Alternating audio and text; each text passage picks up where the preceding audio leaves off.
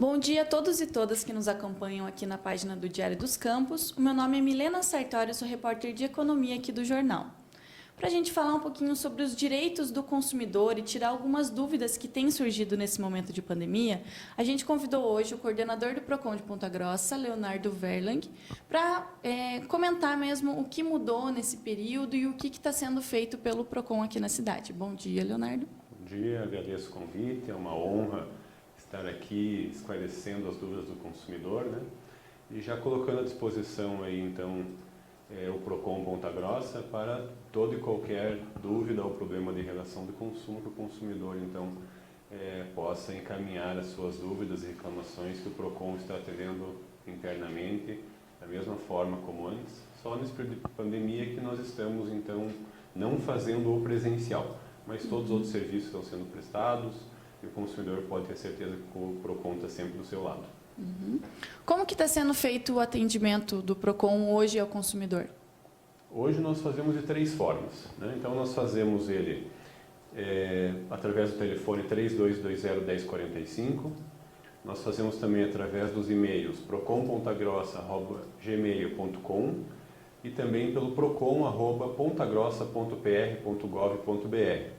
Existe também uma terceira opção que é através da nossa plataforma online, que o consumidor ele pode acessar tanto pelo www.consumidor.gov.br, como também pelo aplicativo que ele pode baixar tanto na loja do Play Store como da iOS. Para a gente começar, o que mudou nesse período para o consumidor durante a pandemia e quais que são as principais reclamações que o PROCON vem recebendo desde ali do final de março e início de abril? Houveram diversas mudanças que foram impactadas em razão de edição de medidas provisórias, como por exemplo de eventos, como por exemplo das escolas, né? Então é importante ressaltar de que aqueles direitos previstos no CDC eles continuam valendo, mas para alguns setores houve então uma flexibilização visando então a continuidade dessas relações. Por quê? Porque é um receio muito grande em razão da crise, da pandemia, de que diversos setores da economia quebrem, né? Venham à falência, venham a falir. Então, essas medidas provisórias vieram para fazer o quê? Para flexibilizar algumas regras de forma a garantir a manutenção dessas empresas, como por exemplo a empresa de eventos, os shows, né? os eventos aí culturais, em que não há mais aquela aplicação direta e imediata do CDC, do Código de Defesa do Consumidor, mas sim de algumas regras específicas, né, que fazem com que o consumidor ou ele tenha que renegociar, ou ele tenha que aguardar um prazo para receber seu dinheiro de volta, ou fazer a remarcação com a geração de um crédito. Então, essas foram as mudanças assim que mais impactaram, além do que, obviamente, toda essa dificuldade, essa questão aí da pandemia com relação aos contratos escolares, os transportes escolares também, assim como os cursos livres, como informática, inglês, as academias, creches e berçários. Para a gente falar um pouquinho sobre cada segmento desses que você comentou. No setor de eventos, tanto para eventos que foram cancelados, shows, quanto para reservas de hotéis, que agora não pode viajar, passagens aéreas, como que fica essa questão? Quais são as opções e os direitos do consumidor? Então, a MP ela traz a questão aí da remarcação, né? Então, que o fornecedor ele vai ter o direito de remarcar esse evento para uma data futura, e o consumidor, então, ele receberia um crédito, né? ou ele receberia, então, um novo ingresso sem ônus ao consumidor para que ele possa, então, assistir esse evento em um outro momento. A MP traz uma situação interessante, que ele deu um prazo de 90 dias desde a edição da MP para que o consumidor exerça o seu direito, né? De informar o fornecedor de que ele não poderá estar no evento para que, então, ele possa ter reembolsado esse valor. Né? Então é importante que o consumidor exerça o direito lá junto à empresa organizadora dos eventos, caso ele tenha essa problemática dele não poder estar nesse evento. Né? Então, por exemplo, eu tinha marcado o evento porque seria nas minhas férias. E ainda não temos data, mas no próximo ano eu não terei data na minha agenda para participar desse evento. Então, o consumidor tem que exercer seu direito então de solicitar o reembolso, mas o fornecedor terá um prazo aí para fazer essa devolução. Ela não vai ser imediata, como hoje ocorre no CDC, então haverá um prazo aí para que esse fornecedor cumpra com esse calendário. Qual que é esse prazo para o reembolso, no caso o consumidor peça? Até 31 de dezembro de 2020. O prazo para o consumidor solicitar são de 90 dias da edição da MP, que foi realizado no mês passado, então o consumidor aí tem perto de 60 dias para realizar esse pedido aí de exercer o seu direito. E caso ele peça o reembolso, ele recebe até o final do ano? Exatamente. Isso vale tanto para eventos quanto também para hotelaria e passagens aéreas? Com relação à hotelaria e passagem aérea, na verdade, elas não foram objeto da mesma MP, mas ela também teve, através de um TAC, que é através de um termo de ajustamento de conduta, através de alguns acordos que foram realizados pela Senacom, que é a Secretaria Nacional do Consumidor, que é vinculado ao Ministério da Justiça, de que haja também uma flexibilização das regras, né? Então, especificamente com relação às passagens aéreas, né? Então, além do CDC, aplica-se também a Resolução 400 da ANAC, e que ela trazia algumas consequências mais danosas, digamos assim, ao consumidor. E essa MP, apesar de ela não trazer nenhuma situação mais benéfica para o consumidor, ela permite ao consumidor fazer a remarcação dessa passagem aérea ou também dos pacotes de viagem, né? Da mesma forma, né? Ou seja gerado um crédito para o consumidor ou a utilização desse mesmo trecho em algum momento até 31 de dezembro de 2020. Uma pergunta que a gente recebeu de uma leitora, da Leila, é em relação a cursos de idiomas e escolas, por exemplo. Ela comenta que ela está tendo aulas online, mas ela considera que a escola está tendo menos despesas por a aula ser online. Como que fica a mensalidade nesses casos? É a dúvida dela.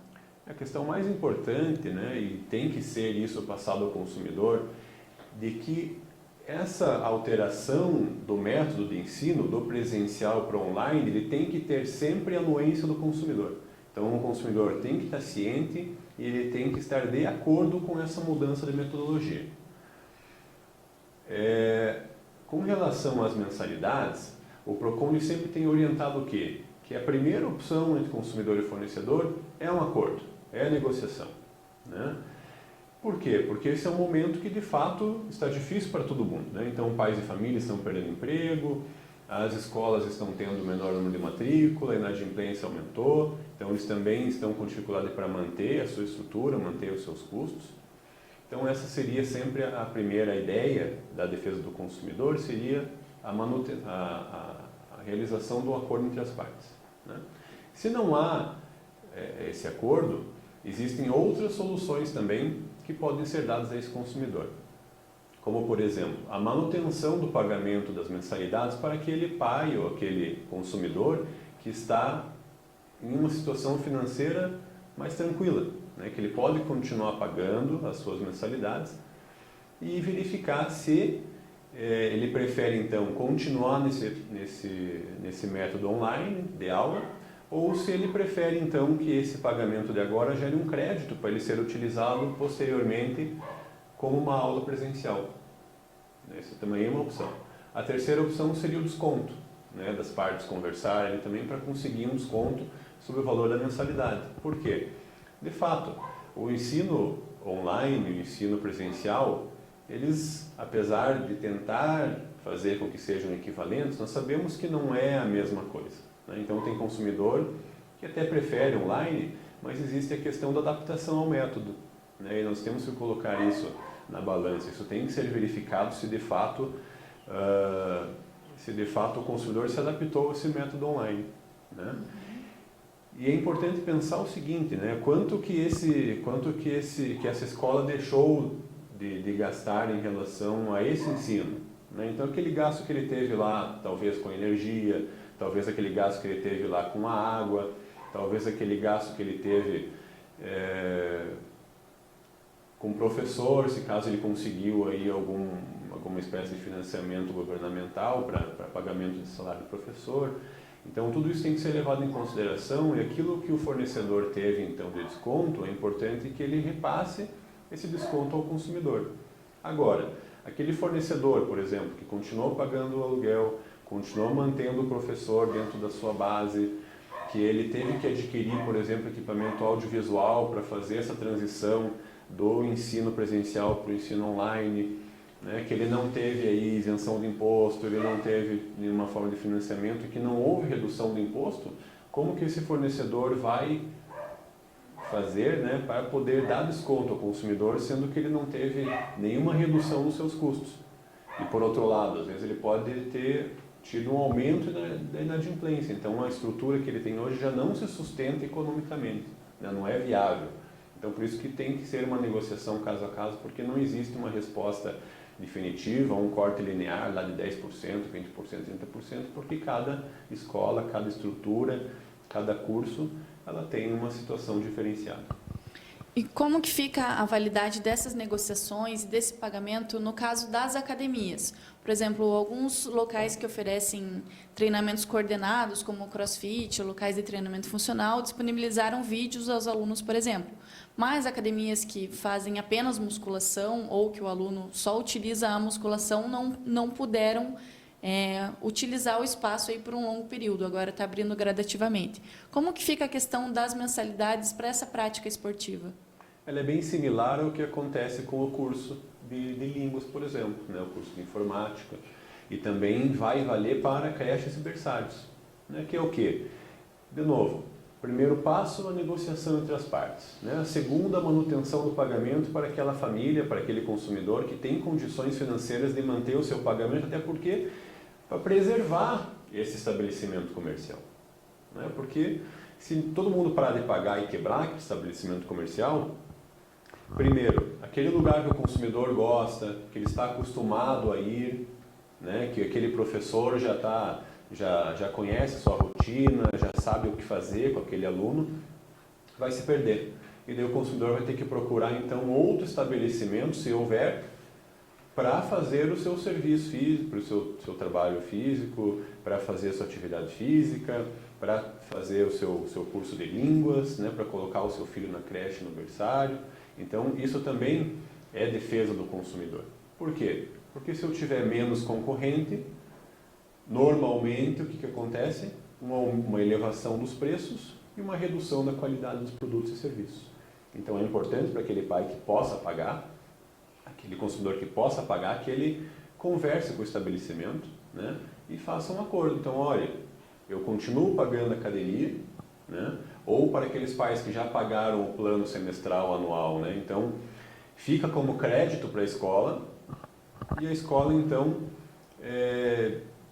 ela tem duas formas de fazer: ou ela alonga o final do contrato desses meses que não foi prestado serviço, ou ela acaba abatendo de algum serviço extra, né? Então, como por exemplo uma aula lá de boxe que não estava incluída na academia, então abate daquele valor que o consumidor já pagou. Então é muito importante assim que o consumidor e o fornecedor tenham criatividade nesse momento para manter as relações de consumo, né? E, de novo, seguindo a mesma lógica lá dos cursos, caso não haja possibilidade de manutenção do pagamento pelo pai, porque também teve sua renda comprometida, também não tem mais a mesma renda, é importante dizer o quê?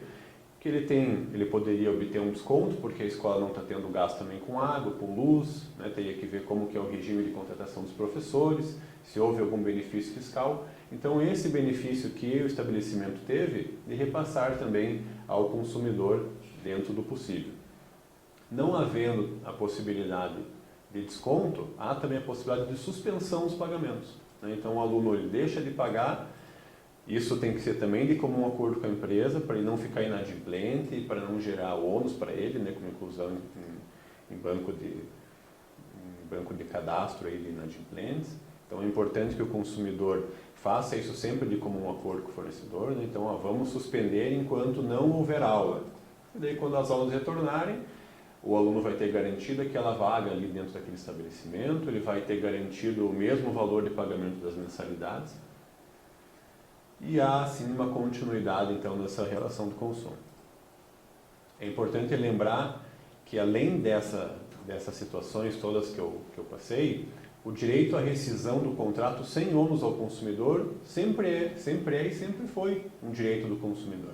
Né? Independente lá se os contratos trazem que esse contrato é de caráter irrevogável, irretratável, nesse período de pandemia, esse contrato ele é perfeitamente possível de ser rescindido sem qualquer ônus ao consumidor.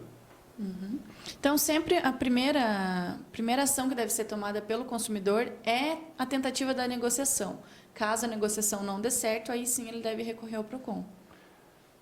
Exatamente. Né? Existem todas essas formas, né, que o consumidor e o fornecedor podem chegar em algum acordo.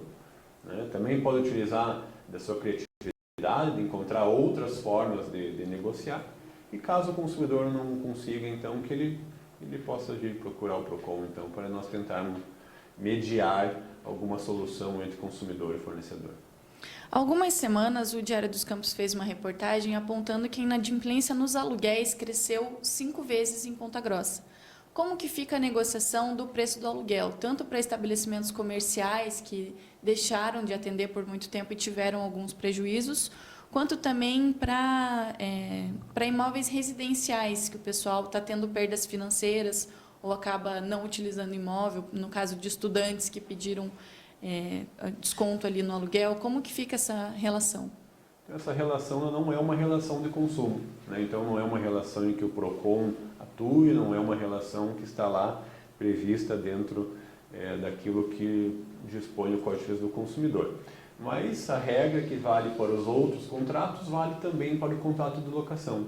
Né? Então, as famílias ou os empresários que têm contratos de locação, diante dessa redução também da sua renda, do seu faturamento, é importante que entre em contato também com os locadores ou com as imobiliárias para tentar chegar num acordo que fique bom para as partes. Né? Então, a redução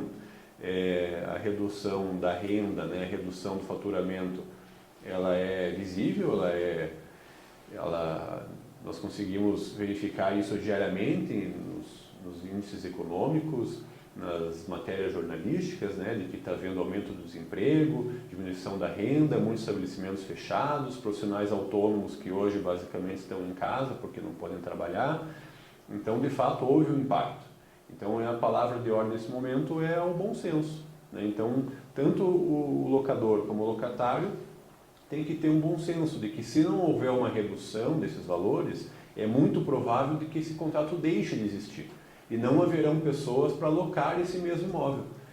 Então, o locador também precisa ser flexível nesse momento, assim como os consumidores, ou no caso das locações também, os locatários também têm que ser flexíveis de encontrar uma forma de manter esses contratos vigentes, o seu período de prazo de locação, ou fazendo um abatimento, ou fazendo uma redução. Né? Então, isso vai muito também da criatividade das pessoas envolvidas num contrato de locação.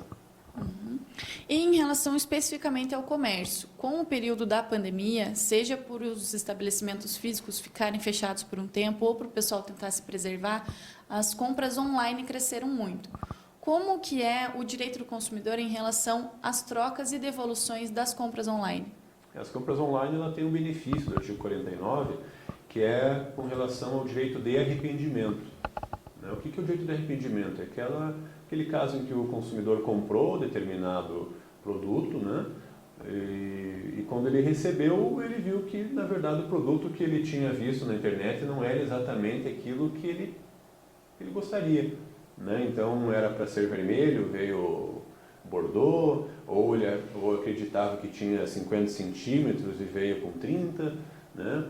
Então, cabe ao consumidor, nesses casos, fazer então a devolução desse produto. Obviamente que o consumidor não pode ir lá abrir, utilizar, e daí, agora não está com defeito, não gostei, agora quero devolver. Não, o direito de arrependimento é aquele consumidor recebe o produto e fala assim, mas não era isso que eu queria, eu olhei, não gostei, então eu vou devolver. Então ele entra em contato com o fornecedor então tem que fazer a coleta desse produto, né, ou permitir então ao consumidor que ele encaminhe esse produto até uma transportadora, até os correios, e o correio, então, o motorista transportador, ele se responsabilize pela devolução do produto e isso, obviamente, não pode onerar o consumidor. Então, esses custos da devolução do produto não podem ser imputados ao consumidor sob hipótese alguma. Qual que é o prazo para o consumidor utilizar esse direito de arrependimento em compras online? É de 7 dias a partir do recebimento do produto. Até 7 dias, então, depois de receber, pode devolver. Até 7 dias. Se for no 8º, perdeu o direito. E no caso de lojas físicas, isso é válido também? Não é, né, porque ele é exclusivamente para as compras online. E é importante colocar uma questão. Por lei, não há obrigação do estabelecimento comercial fazer a troca do produto, seja ele porque o consumidor não gostou, ou seja ele porque deu defeito no produto. E a legislação ela diz o quê? Que a responsabilidade pelo reparo do produto é do fabricante e não do lojista.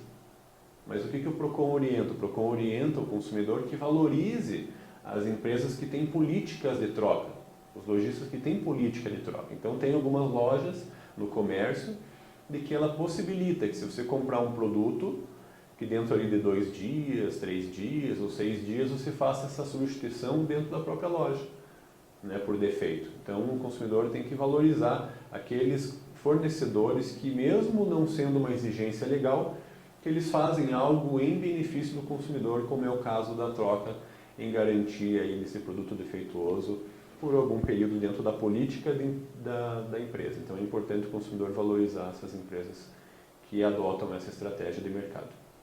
Em Ponta Grossa, o comércio ficou fechado completamente por 2 semanas e mesmo assim agora com o escalonamento tem lojas que não estão abrindo. Como que fica o pagamento do crediário presencial para aquelas lojas que fazem a cobrança no estabelecimento mesmo? Como que o consumidor que perdeu o prazo pode negociar?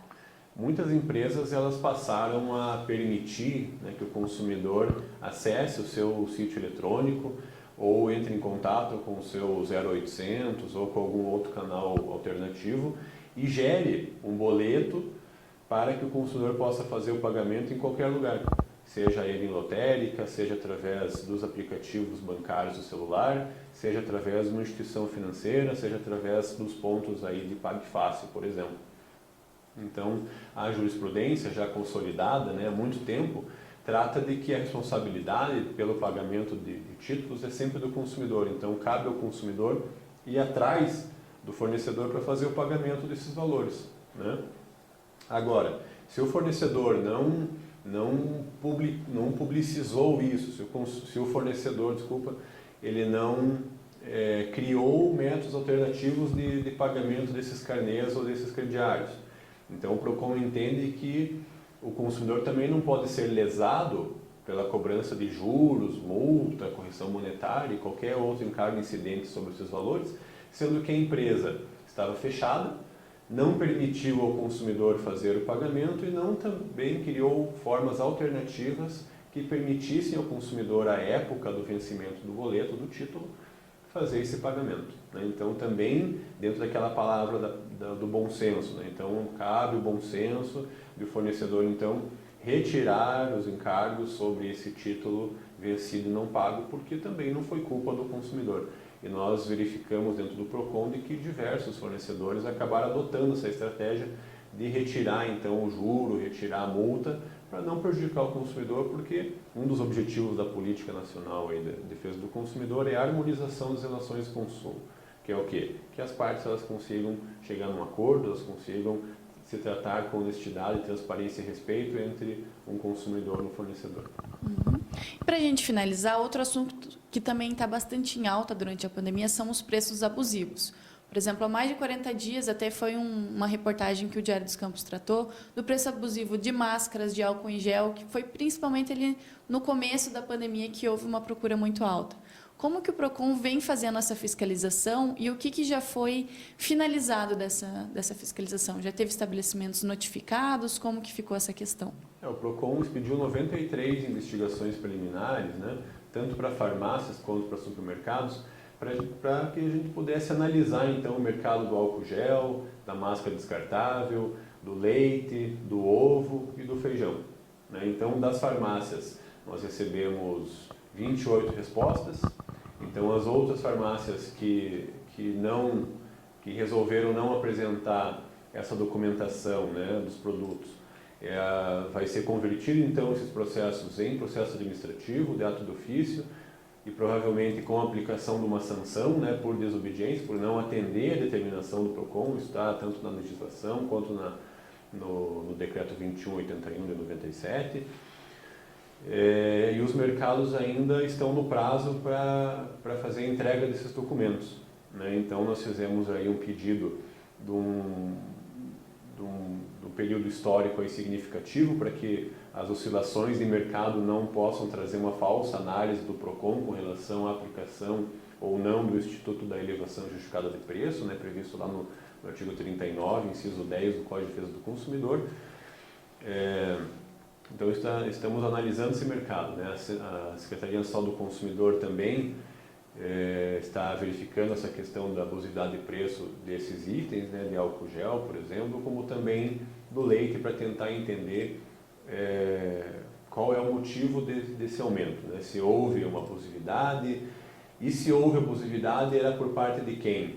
Né? Porque é importante esclarecer ao consumidor de que o fato de eu chegar uma semana no mercado e encontrar um leite a R$ 2,59, e daí uma semana depois eu chegar no mercado e encontrar o leite a R$ 3,69, isso não quer dizer que esse é um preço abusivo, né? Porque para você entender de abusividade, precisa ter uma atuação oportunista do empresário, de que ele resolveu, sem justificativa nenhuma, aumentar o preço em razão da demanda, por exemplo. O fornecedor pode ter aumentado o preço, por exemplo, para o supermercadista. Inclusive, nós já tivemos aí alguns documentos que demonstram essa realidade, né, de que esse aumento ele partiu da fábrica, da cooperativa, do distribuidor ao mercado. Então, o mercado, o que ele fez? Ele repassou o preço que ele recebeu do seu fornecedor, né? Então, houve, por parte deste mercado específico, prática de preço abusivo? Não houve, né? Então, assim, a primeira impressão, né, ou aquela nossa utilização do cérebro da etapa 1 ali, a gente acaba agindo por impulso e achando que houve abusividade do mercado, né? Mas quando na verdade precisa se entender aquele mercado para verificar se aquela foi uma atitude oportunista daquele mercado ou se foi de repente da cadeia produtiva do leite em que em algum momento houve ou não abusividade. Então nós estamos verificando a questão do mercado, dos mercados, supermercados, e já existe também, tanto por parte da Senacom como por parte do PROCON Ponta Grossa, também a movimentação para ser analisado essa cadeia produtiva para entendermos aonde houve esse aumento. E se esse aumento ele é justificado em razão, por exemplo, do aumento do dólar, ou da redução da produção, ou do aumento do preço dos insumos, né, como ração, adubo, que alguns são cotados em dólar, ou se isso foi oportunista, né? Se foi oportunista, então fica caracterizado aí a abusividade ou a elevação injustificada do preço, e isso fatalmente incorrerá numa multa, né, aplicada pelo PROCON, e que ela pode ser aí de R$ 600 até R$ 4 milhões. Dessas mais de 90 investigações que você comentou que o PROCON vem fazendo em Ponta Grossa, teve alguma que já foi finalizada? Como que está essa questão dos prazos das investigações? Quando que a gente pode ter algum resultado? Das farmácias, nós já venceu o prazo de todas, né? Então agora nós estamos na etapa aí de levantamento dos dados, né? Então finalizando aquelas em que não foi encontrada abusividade, e aquelas que foi encontrada abusividade, a gente acaba transformando esse processo também num processo administrativo e dando uma nova oportunidade então ao fornecedor para que ele explique por que aquele produto específico houve aumento. Então o PROCON já identificou alguns indícios de irregularidade, né? Mas é importante agora que o fornecedor ele se defenda com relação específica a determinados itens que o PROCON acabou identificando ali uma variação de preço, a princípio sem justificativa, mas agora vai caber ao fornecedor então apresentar a sua justificativa de por que houve esse aumento, essa elevação. Lembrando que na investigação preliminar nós solicitamos o quê? Que as empresas apresentassem as notas fiscais de aquisição do fornecedor e as notas fiscais de venda ao consumidor, né, para verificar se aquela margem que era praticada antes da pandemia, ela se manteve ou se houve um aumento, né? E se houve um aumento, por que houve esse aumento? Então agora nós estamos passando dessa parte de levantamento de dados para essa parte agora de defesa por parte dos fornecedores que o PROCON conseguiu identificar que houve alguma elevação a princípio sem motivo. Uhum. Para quem quiser denunciar algum preço abusivo ou relatar alguma situação ao PROCON, quais são novamente os canais de atendimento que o PROCON está recebendo? É importante colocar que com relação ao leite, ao ovo, ao feijão, à máscara e ao álcool gel, o PROCON já está analisando, já está investigando toda essa cadeia. Então não há necessidade do consumidor de novo retornar ao PROCON para fazer a reclamação sobre os mesmos produtos, porque já está acontecendo. Ontem, inclusive, nós fizemos um levantamento do leite e tal, e nos parece que houve um aumento ainda maior. Encontramos leite aí acima dos R$4, sendo que na semana passada já havia tido uma queda. Então o PROCON está assim, de olhos bem abertos com relação a esse mercado, estamos analisando. Obviamente, se o consumidor encontrar alguma abusividade, assim, tem todo o direito de entrar em contato com o PROCON, né? E como foi pedido aqui, os contatos do PROCON são aqueles 3 nesse momento de pandemia, né? Então, o telefônico, através do 3220-1045, através do e-mail procon@pontagrossa.pr.gov.br ou procon.pontagrossa@gmail.com, além da nossa plataforma online, que ela é fácil de utilizar, ela é gratuita, ela tem cadastrado mais de 630 empresas. Então, todo o varejo.com está lá, todos os bancos, administradores de cartão, empresas aéreas, Copel, Sanepar, os bancos estão todos no consumidor.gov.br e o consumidor pode acessar, fazer a reclamação do conforto da sua casa 24 horas por dia, 7 dias na semana, e o fornecedor então terá um prazo de até 15 dias para apresentar uma solução, nesse caso, ao consumidor. Então, é uma plataforma que ela atinge ali perto de 80% de solução dos conflitos. Então, o consumidor deve sim se utilizar dessa plataforma, que ela funciona muito bem, é muito fácil, é muito tranquilo de ser utilizada, seja ela pela internet, nesse endereço que eu passei, do www.consumidor.gov.br, ou através dos aplicativos disponíveis na App Store ou na Play Store. Tá certo, muito obrigada pela sua participação. Lembrando a todos que quem chegou na metade ou agora no finalzinho pode assistir novamente a entrevista, vai ficar gravada aí no nosso Facebook. E também uma reportagem escrita vai ser divulgada amanhã, tanto no jornal impresso quanto no site do Diário dos Campos. Obrigada pela participação.